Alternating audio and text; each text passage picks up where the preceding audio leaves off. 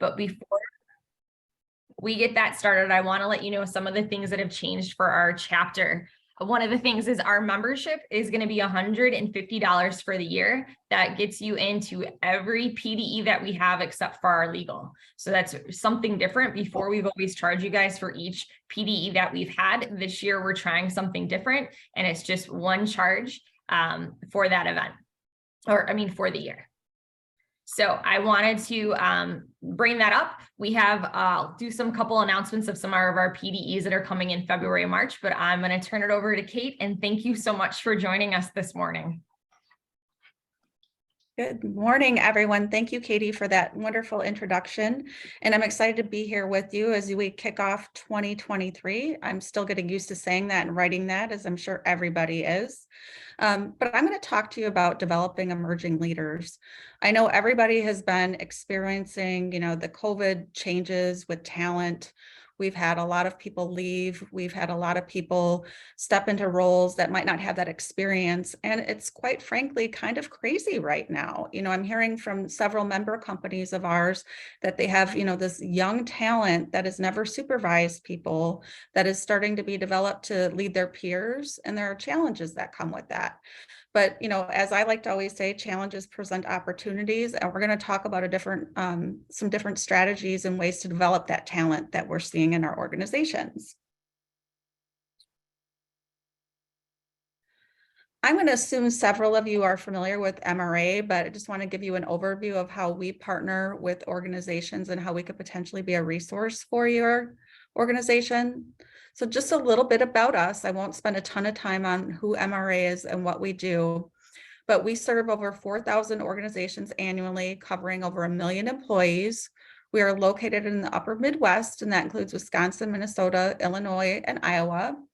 We are a nonprofit membership-based organization, and we have 4 areas of expertise: HR services, learning and organization development, talent management, and total rewards.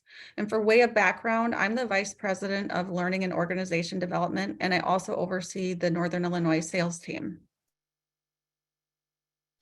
Just a little bit of how we're segmented in the areas that we operate. We have HR services, and what we're probably most known for in that area are HR business partners, but also we staff a 24-hour hotline. And as you can imagine, during COVID, I'm sure several of you took advantage of that, but that was really a great resource to tap into and continues to be to this day. And then under talent management, we can provide recruiting, reference and background investigations, and all things talent management. Learning and organization development, leadership and HR training. We also provide business and soft skills training and conferences and events. And just a quick update, we are hosting a law update next week on Thursday at Harper College. And if you want to learn more about that, feel free to contact me. I have information at the end of the slide deck as well. And then we also offer total reward services with compensation and benefits. We provide surveys. So that's just a little bit about who we are, but really the goal today is to talk to you about what's available for emerging leaders out there. And when I talk about training for leaders, I'm not just talking about what we offer at MRA. I bet if you Googled leadership training in any of your respective areas, you could probably find 30 to 40 different offerings. Some are great, some are better, but please know there's a lot of resources out there to train this developing talent pool. And why would you want to train them?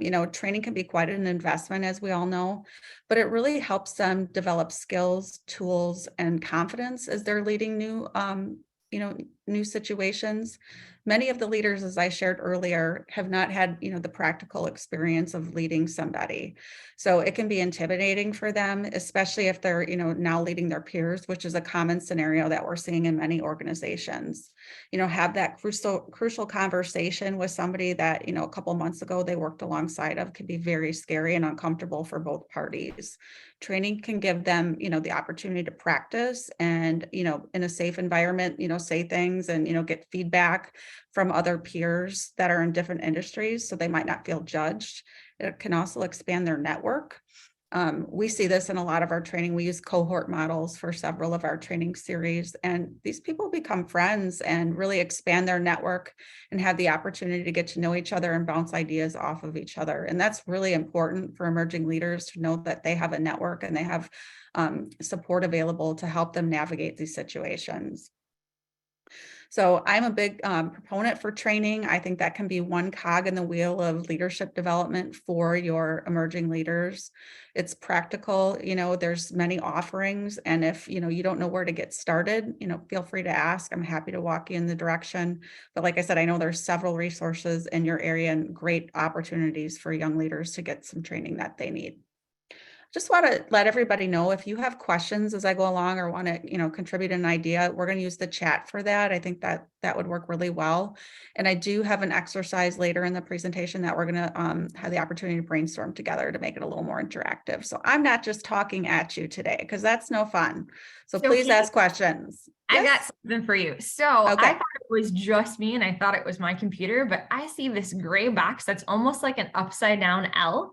And it turns out everybody can see that. So I don't know if it's with the connection. So I don't know if you want to stop sharing for a second. And then, yeah. So we see it with each slide and then try representing.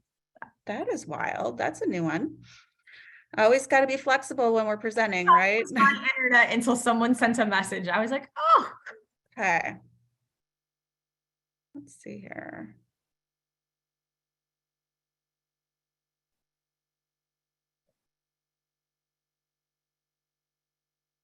Is it up?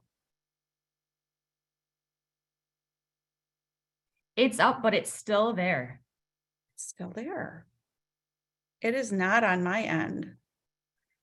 All right, let me try one other thing.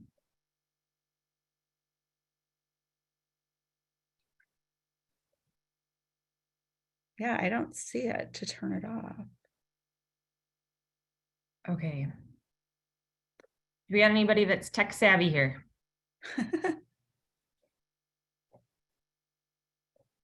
I'm going to have you stop sharing that one more time. Okay.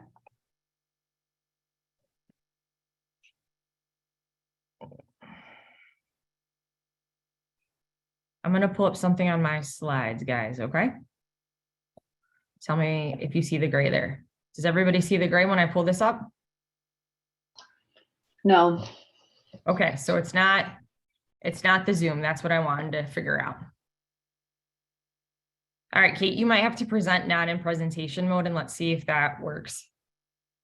Okay, just one second.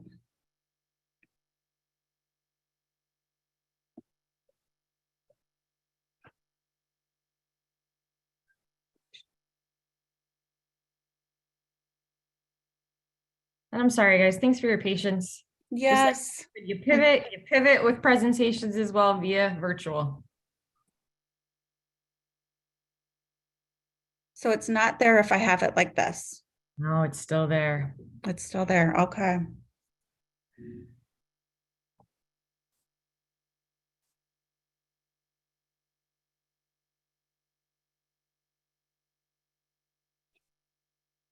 And I can't see any settings on my PowerPoint that are unusual or new. No, it's almost like when you open up a little side box and the side box stayed. Hey, Katie, what if Kate sent the presentation to you? Yep, that can work. Yeah. Okay, let's do that. So Kate, I'm going to send you my email. We're going to get this going. Good thing we left time for questions so that we can navigate this. All right, I just sent you my email. Send it my way and I'll get it up.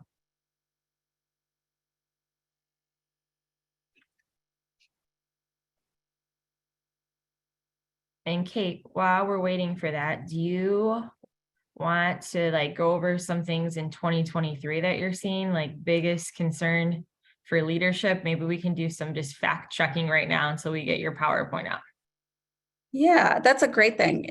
Biggest concerns I'm hearing from leadership and trends are, retention is still pretty critical right now as, I'm talking with several of our member companies, but hiring has slowed down a little bit. So they're really looking at their existing talent as, their developmental focal point right now. And I'd be curious if others are seeing that too, as you're navigating the talent landscape for 23, but those are definitely the seeing and hearing about. Yep, I'm hearing the same thing. They're saying 2023, the biggest issues people are going to run into is they're going to see the highest turnover they've ever seen in their workforce. And they're also going to see retention being the hardest thing to continue, keeping people there.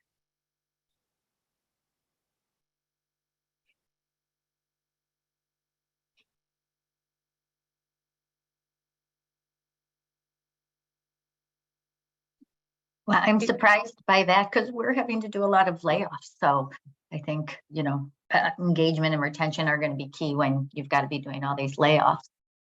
And I think that's part of it, Jody. I think part of it is you're scaring people that your organization doesn't care about people. So people are leaving. They're finding places without being laid off. I mean, yes, there's layoffs happening galore, right? But we're also seeing people leave on their own free will because they think the grass is greener somewhere else.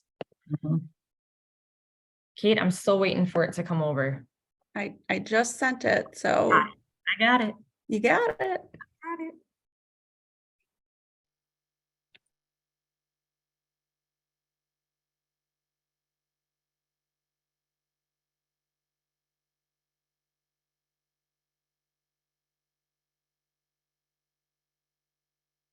And we'll be going to slide 5. All right. Give me a couple more seconds and we are ready to roll.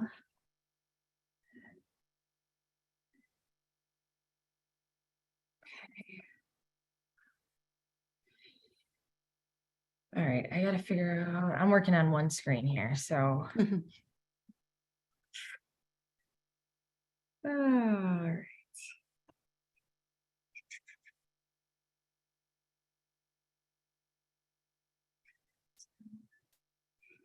Boy, you guys are testing me with technology today. All right, share. So you said slide 5. Yep. Folks, I got it. It looks great. Thank It you, looks Katie. great. Let's make this rock and roll. Yes. All right. Well, thank you, Katie. And we can make up for lost time. Appreciate everyone being flexible today. This is real life. We all live this, several times a week, probably through meetings, but no fun to be presenting and have that happen. So anyways, as I was saying about training for leaders, there are just great opportunities to really develop that leader pool.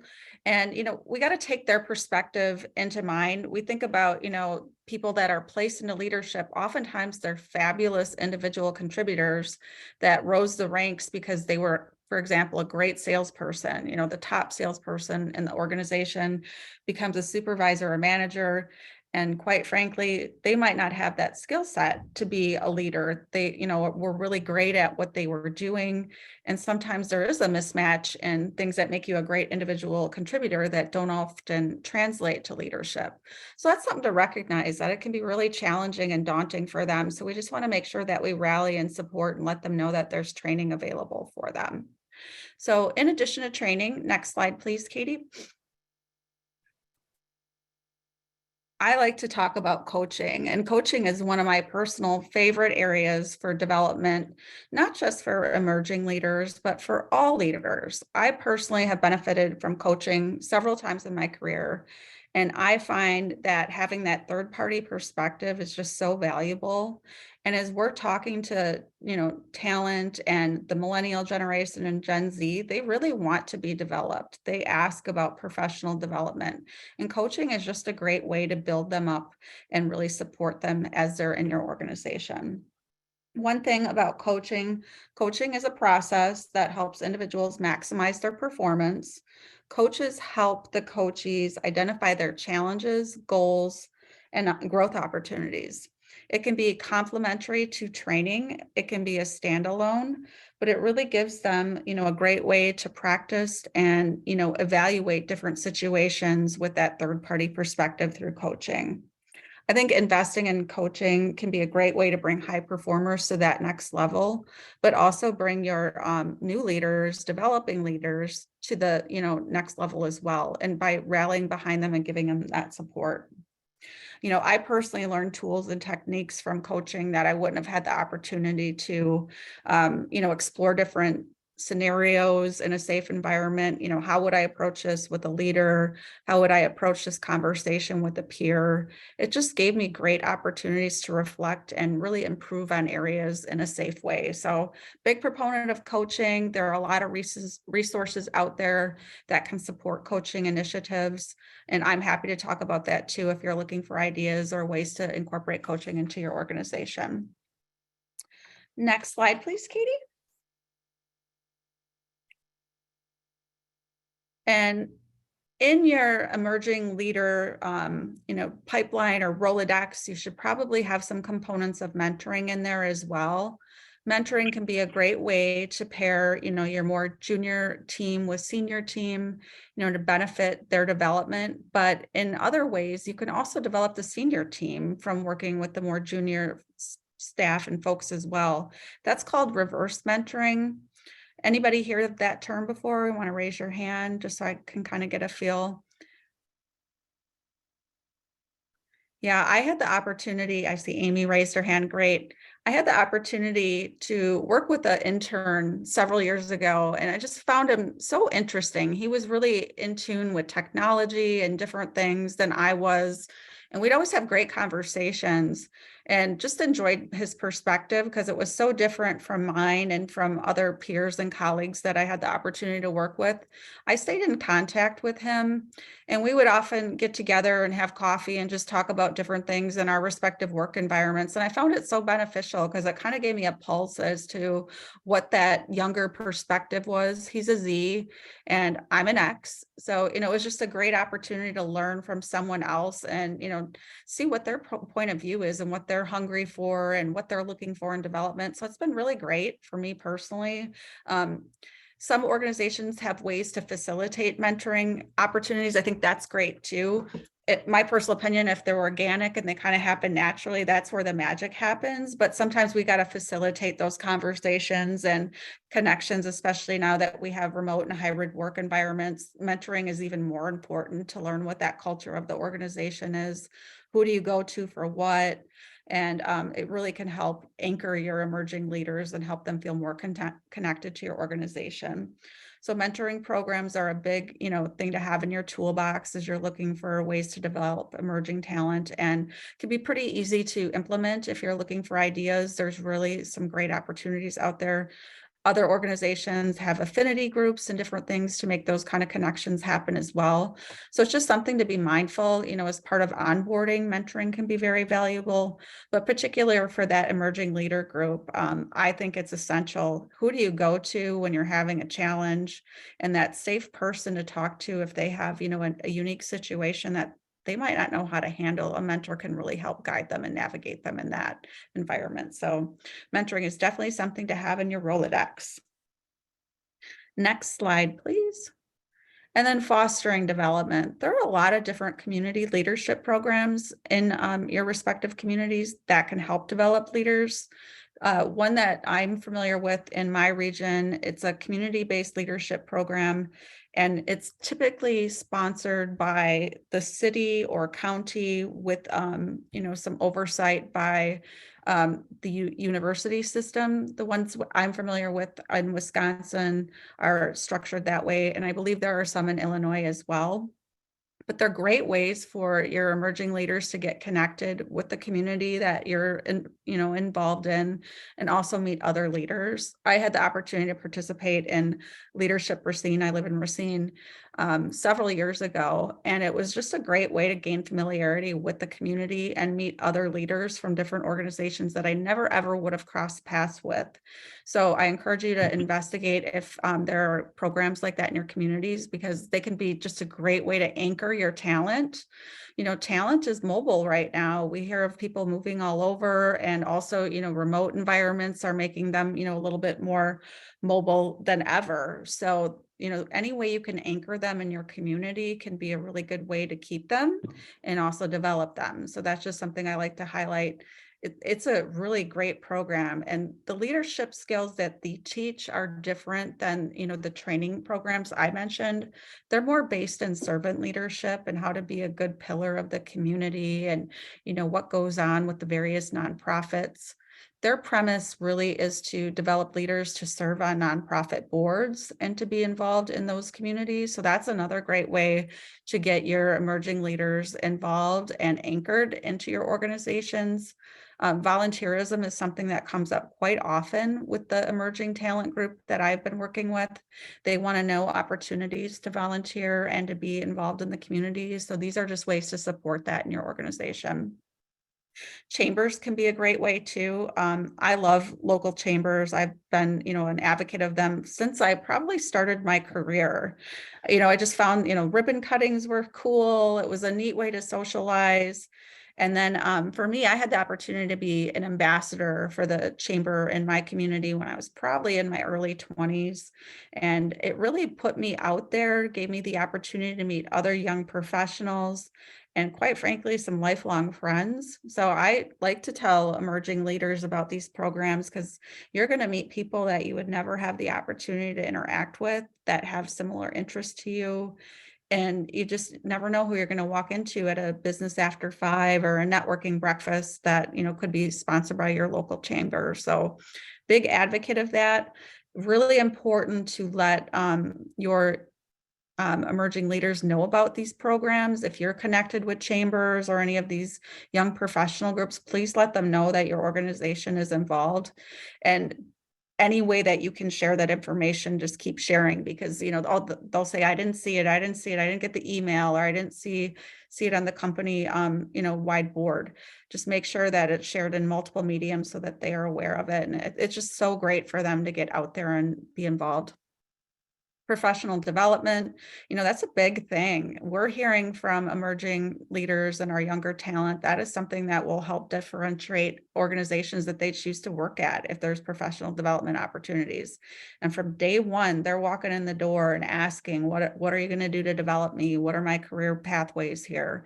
So just be mindful of that. Once they're in the door, you want to keep them and keep, that professional development conversation going.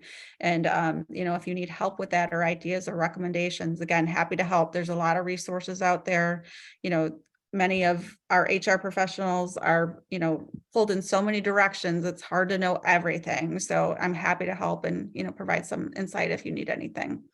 And then the YP and affinity groups. YP groups can be really great. We had a resurgence of them pre-COVID in Southeast Wisconsin, which I'm a little more familiar with than Northern Illinois, but they kind of got quiet through COVID and they're starting to come back. So I'm hoping that, organizations and the groups that have supported these YP efforts keep them going and research energy and initiative behind it. What we find too is a lot of times the leadership of some of these groups ages out. I was involved in some of them and, I'm not at that stage of life anymore. So we got to just keep that pool going. So if you recognize you have, emerging talent or with leadership capabilities, that's another caveat that they can actually, become leaders in other groups and encourage more leaders within their communities too, through some of these opportunities with chambers and YP groups too. So it could just be a great way to keep that leadership pipeline going and have, leaders of today develop the leaders for tomorrow. Any questions? I shared a lot of information.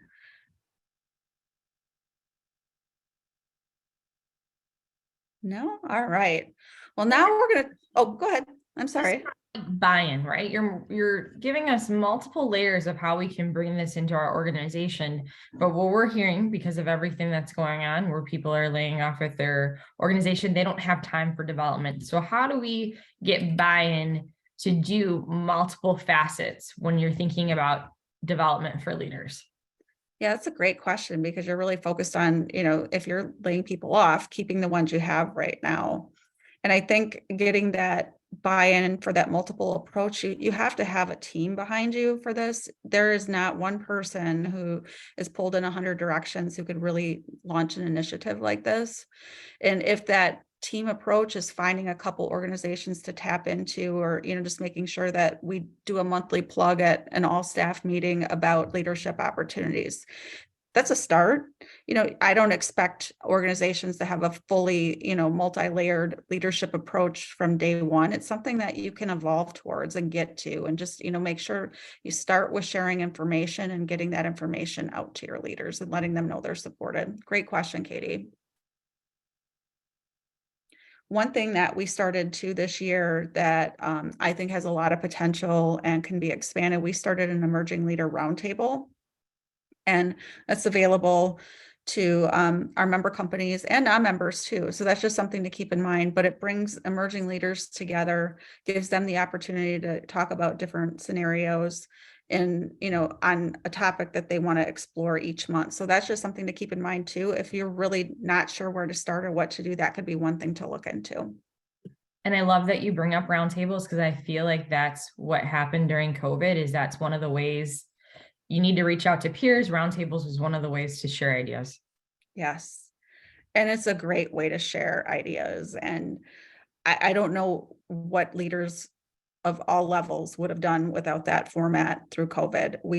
I worked with an executive roundtable group in southeastern Wisconsin, and they were meeting daily, even outside of their scheduled meetings during COVID, because they needed that support and just wanted to bounce ideas off of each other. So I've never seen that level of engagement. And, I don't think they need to meet as often now, but it's really great when those groups are available for each other, because that's another thing that when magic happens, when you have that support and that comfort and trust that comes from those groups. Great. Well, I thought it would be fun as a group to kind of talk through a couple scenarios and how you would approach it within your organization, or what would be something that would work. I thought these are two pretty real examples that we see quite often in various environments, and let's just kind of talk about it. We can use the chat. We're a smaller group, so maybe we'll use the chat to collect some ideas, and then if somebody's more comfortable, talking in the group, we'll do that. But for the first one, I want to talk about leading a project. How would you encourage a young leader to lead a project and gain participating representation from cross-functional areas for the project? What would that look like? So let's talk about that.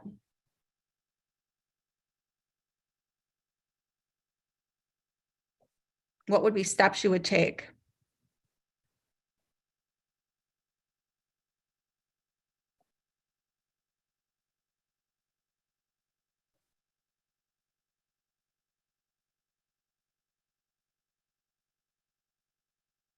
Trying to get to the chat here, and instead I changed the PowerPoint. Sorry. Ah.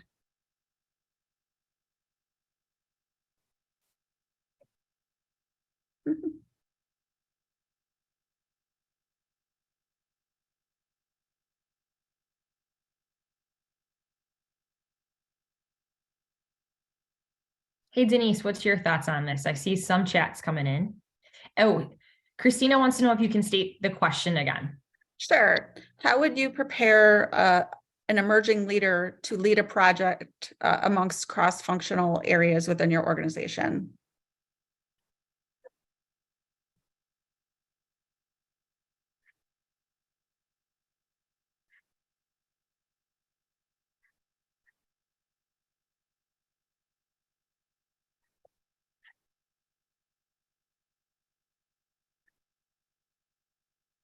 That's a good one, Denise. Project plan and communication plan is always to support. Maybe provide some templates for them if they're not familiar, or some go-tos that your organization uses. Ooh, that's a good one, Bridget. Have them shadow and interview from various departments. That's great. Executives. Yep.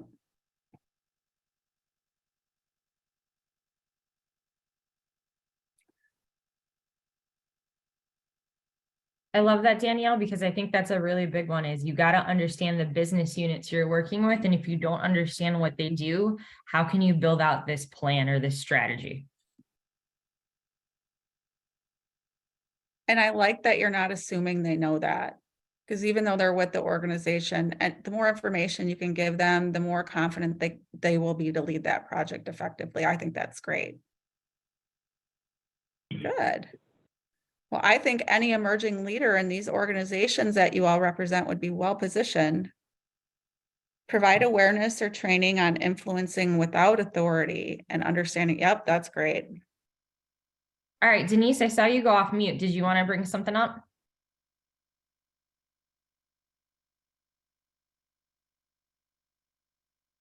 All right, maybe. Yeah, and DISC is a big one that many organizations use. We use it in our leadership training, and I just think it's a great way to understand different people's styles. And in this scenario, it's perfect because you would kind of walk into a situation kind of knowing if you're working with the C, it might be a different level of presentation. They're going to be a little more analytical and want to see all the details and the numbers. If they're an I, they're going to want to be wowed and, have an exciting time as they're sitting in your project team and working on the project plan. So that's great insight. Anything else?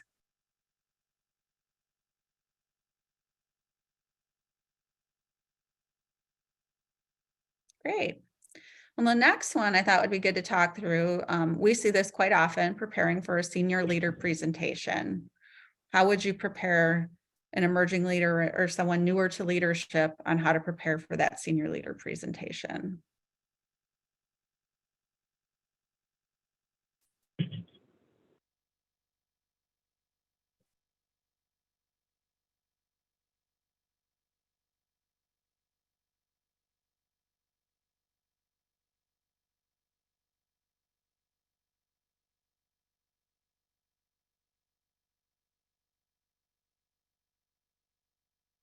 Denise said, know your audience. I would present differently. Christine, prepare it and do a trial run with a trusted resource. Absolutely.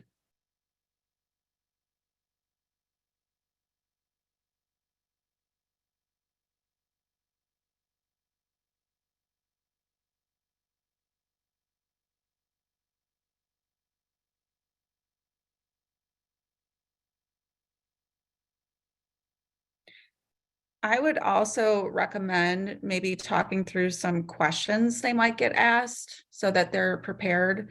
If there's anything financial in nature being presented, making sure they have that ready because your senior leaders are probably going to focus on some of that. And anything that, might be a new development or something that hasn't been done before, just to make sure that you're armed with facts so that you don't get nervous and feel very comfortable with the presentation. Anything else? All right. Well, thank you for entertaining me. I think these are great ways to just kind of think through what you could do with different scenarios when people are newer to leadership. And these are very, applicable examples. We're going to see a lot more of these type activities as we're bringing newer leaders into the equation. And these are just very appropriate for them to be working on. So next slide, Katie, please. So I just want to close with some different examples of leadership programs that we've worked with that just might be unique to us, but just want to share. There was a financial institution that we worked with that promoted from within, and employees came in without college degrees, but many of them were developed over time. They selected groups of good performing employees to be in the program, and we provided a series of leadership training modules. The participants were divided into project teams, and they worked on projects during the same time they attended the training. So they got to really develop those skills. They chose their own projects, prepared a project charter, and got feedback and approval from senior leadership. So some of the things that we talked about in that last example. And when they were approved, they got a senior leader sponsor. During training sessions, senior leaders came for lunch and networked with the emerging leaders. The goal was to implement these projects. So that's just kind of a unique way that an organization structured something. Katie brought up before, how do you do this without getting buy-in? That would be a pretty significant project and investment to make, but just one that had some really great outcomes that I wanted to share. Another one that we worked with was a member formalized a mentor program for their emerging leaders and partnering them with senior leaders, kind of talked about how that works. That could be one that would be pretty easy to get off the ground if resources are an issue. You could start maybe emailing out to some of your senior leaders, do you have time or capacity to maybe meet with a newer leader once a month for coffee? And I think most of them would raise their hands up and welcome that opportunity. So that's just a practical way to get something off the ground. Does somebody have a question? No? Okay. Another one I wanted to share is a member provided a series of training sessions. And between the sessions, they had them meet with one of our coaches. So that would give them the opportunity to really reaffirm and make sure that they got the information. And then at the end of the training, they had the opportunity to opt in or opt out of future development. So did they get what they needed out of that training, or did they think they needed more? Some of them even had realization that leadership wasn't for them. So that can be not a bad thing if you're still able to keep them and they realize that this isn't a fit for them. Best case scenario is for someone to realize that early in their journey, right before that they go through that experience and potentially have some challenges along the way. And one model that we use extensively, we have a coaching model within our organization, and we do provide coaches for our emerging leaders. And it's not really a formal process. We just kind of, make that happen and connect them with somebody that could be a really good fit for them and helping them on their leadership journey. These are just some practical examples I wanted to share. I love that Katie asked, how do you do this with everything that's going on in your world? Because I know how overwhelming it can see, but when you kind of see that churn of people leaving, or, you hear grumbles of people leaving, you want to make sure that you have ways to keep them, especially when you have somebody who's a bright and upcoming star. You want to find ways to develop them, and there are tools out there to do that. So I'm going to open it up for discussion. Is there any questions or any scenarios anybody would like to walk through?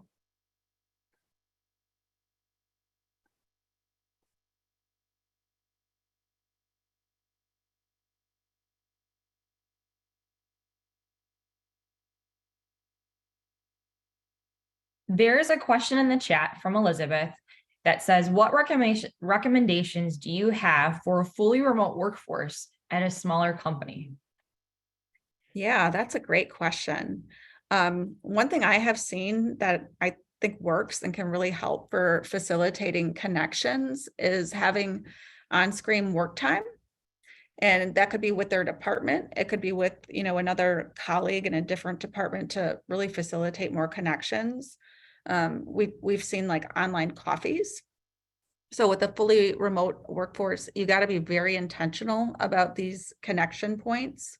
There are tools out there that can help facilitate these connections too.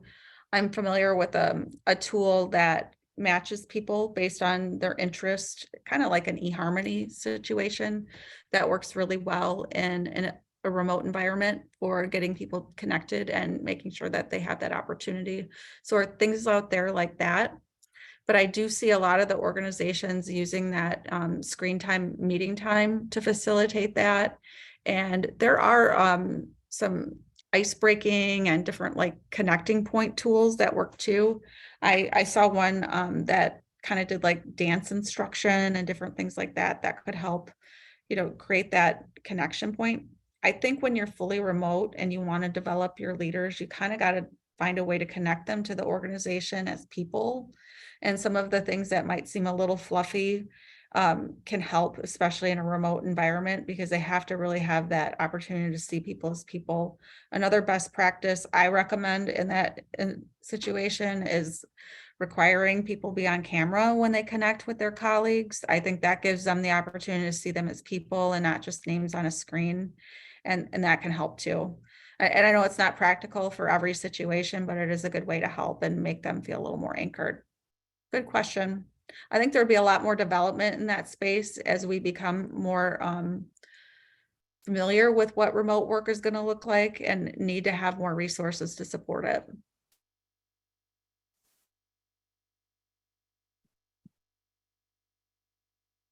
Kate, some of the programs that you mentioned don't seem like they cost a lot of money. It's really just time of getting it set up and support. Is that correct?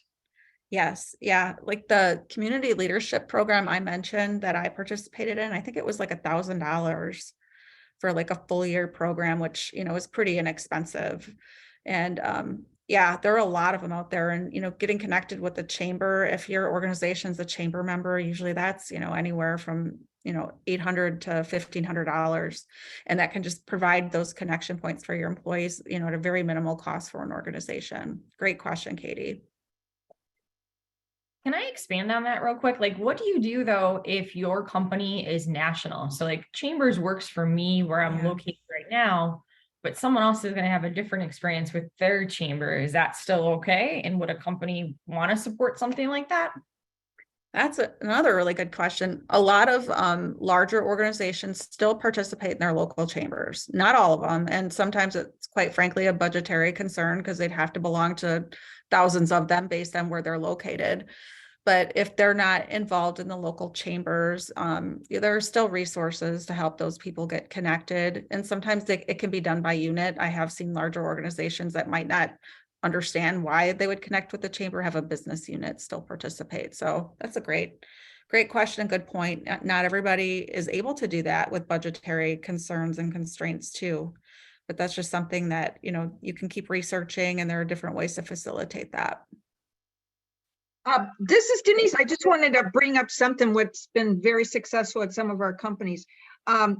Chambers there isn't always a cost. And in Indianapolis, for an example, they brought together some networking groups for us, such as Chicago Urban League, all kinds of places that we can tap into for talent in the, not Chicago Urban League, but Indianapolis Urban League. And they actually had a driver training program. So it's worked out really well. They actually hosted a Zoom call with 5 outreach places. So there's not always a cost. So I would definitely check out. I think that's a great suggestion that you offered. Good. Yeah, and I just would like to add another thing is if a smaller organization, got like maybe a cohort group, say there's 10 or even 5 emerging leaders. And even if you went online and found, maybe 2 or 3 online, maybe one session is on, conflict management. If you identified, there's so many online resources, and then have 1 or 2 maybe senior leaders in the organization, speak to the group, and then give them an action learning project, Right. have them work. I mean, so it could be really simple. I think the experience of having them as a cohort group where they can learn from each other, and then maybe have, just somebody from HR or even, serve as a quasi facilitator. And so it could be something just to build maybe some 1 or 2 basic leadership skills, whether it's maybe a session on delegating, a session on coaching, and then giving them, a chance to practice. That's great, Paula. And another point, LinkedIn Learning has some great resources out there too that can be pretty inexpensive.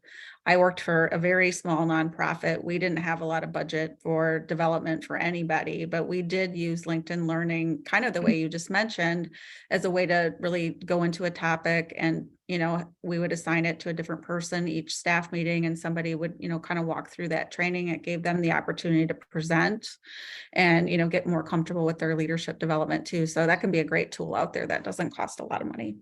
Right. And I think always having, if you can get a leader in the organization to come in and share like a personal experience around that particular competency, the combination of even, like an hour, online learning session with a personal testimonial will go a long way. Right.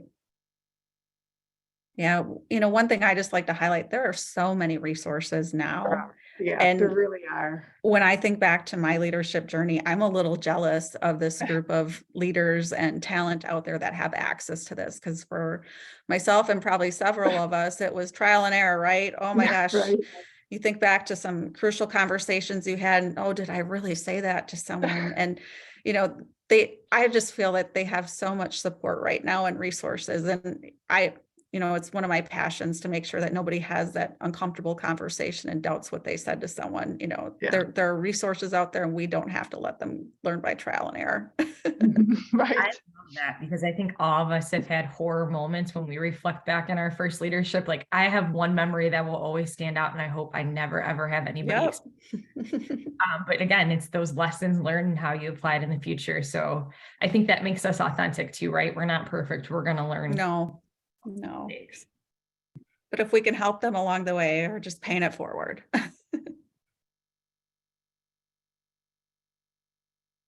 Any other questions or comments? This has been a fun group.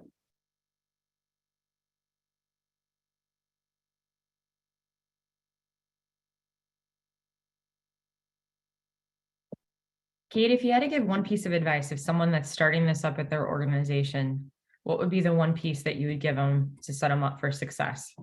That's a great question. I would say, don't be tone deaf. Spend some time with your emerging leaders before you start something to kind of see what they're looking for. Because you might walk into it thinking they need training and realize they really just want to know about mentoring opportunities. So just really getting to hear from them and having a pulse on what they want and are looking for, I think would be a great way to start. And, understanding that they're part of the solution too will create buy-in from them.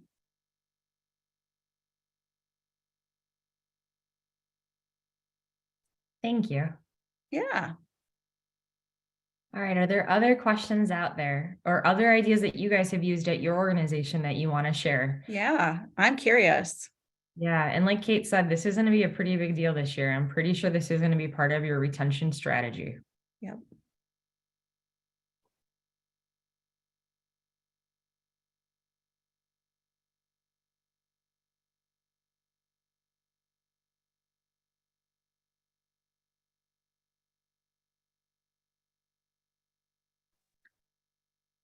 Okay, we have about 10 minutes left before we're going to close this out. So that's why I just want to make sure if there is opportunities to ask questions or speak up to share these ideas, I'm sure there are people that are dying to hear your suggestions as they're strategizing their development plans for leadership.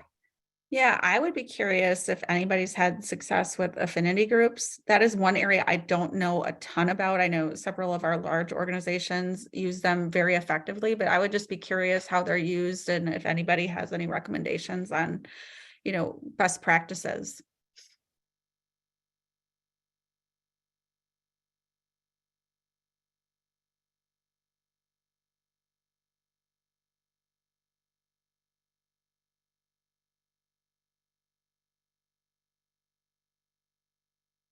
When you say affinity groups, you mean the employee resource groups? Yes. Right. Yeah. Well, I mean, I think it definitely helps employees shine and differentiate themselves. I mean, they need to also make sure their managers are aware what they're doing, because a lot of times that's Okay. they don't know. But I think that's a really great way for to build kind of more retention and plan some fun activities. I know we do like a drag happy hour in June and try to celebrate all the diversity holidays. So a lot of these affinity groups will lead those initiatives. Do they often require, I don't know, permission, or they're just something they can join whatever piques their interest? They don't need to get approval from their manager or supervisor to participate. Yeah, no, they can, anyone could join whichever groups, Okay. even if they're an ally or something, but obviously, they can't take away if they have a client meeting or something, but no, I think, we try to encourage the involvement. That's great.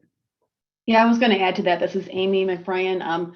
We're a new organization. We spun off a little over a year ago from Continental Automotive. Now we're Vitesco Technologies, and we had a huge effort over the last year and a half creating our ERGs, employee resource groups, and our whole, like many companies, the diversity focus, for building that whole program and plans and processes. And we've had an excellent success rate in creating brand new ERGs in our company. We have 8 now, and they're very active. They're leading tons of activities across the organization. And it's really bringing in a lot of different leaders, running, being the co-chairs for those organizations. We have, like I said, we have 8, and we have a generations ERG now. We have a ABLE ERG for people with disabilities or who care for those with disabilities. We have obviously, just Asian, African-American culture, just a whole, like I said, 8 of them. And it's really allowed our employees to get involved, and they love what we're doing as an organization. And it's really starting to grow substantially, and it's keeping people engaged. That's exciting. I think the ERGs are going to be, they're just a basic like a fundamental that organizations are going to have. I mean, whereas, you know, maybe years ago they were nice to haves. And I think with a lot of the, you know, the younger workers are expecting that, you know, Absolutely. and especially, you know, my understanding too is that, you know, they'll do service projects, the ERG, and, you know, and that's become so important to our younger workforce with, you know, how is the organization giving back and contributing? And those are great ways, you know, through service projects. Yeah, that's one of the pillars of all the ERGs is a community service. Yeah. There are 2 per year. So we have a lot of different elements to the ERGs, and they're just jumping right Yeah. in. It's amazing. And you know, they're self-managed, they're self-led, you know, that's what's great. I mean, it's not a lot of, you know, resources on the organization because, you know, they'll pick their own leaders or facilitators and then, you know, kind of self-manage. Right, exactly.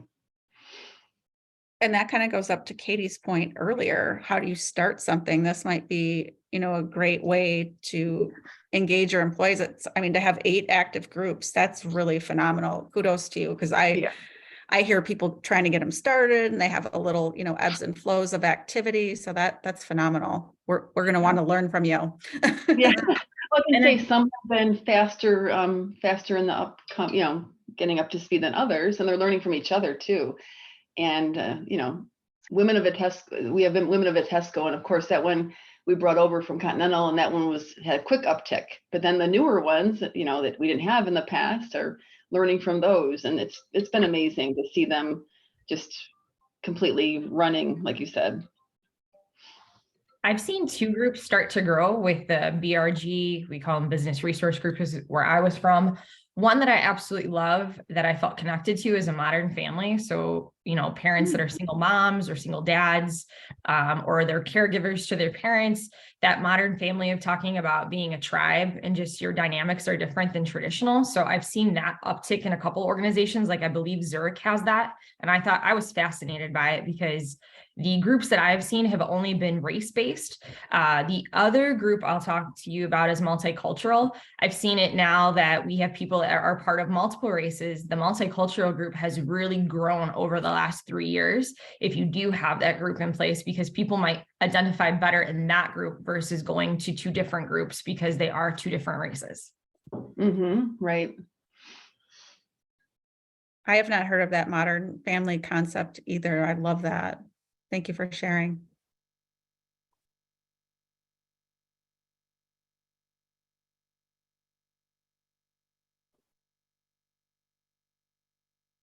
Any recommendations for encouraging ERGs or affinity groups?